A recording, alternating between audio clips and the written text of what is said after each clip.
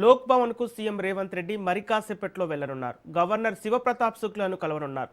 ఇద్దరు ఎమ్మెల్యేల పెండింగ్ అంశంపై చర్చించనున్నట్లు సమాచారం. కోదండరాం, అజారుద్దీన్ పేరు ఆమోదించాలని కోరనున్నట్లు తెలుస్తోంది.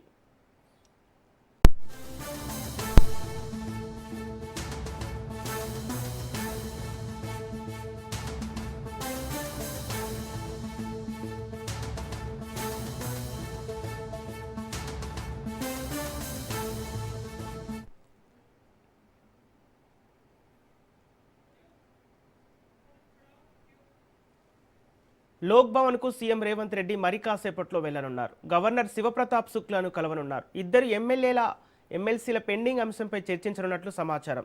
కోదండరాం, అజారుద్దీన్ పేరు ఆమోదించాలని కోరుకున్నట్టు తెలుస్తోంది.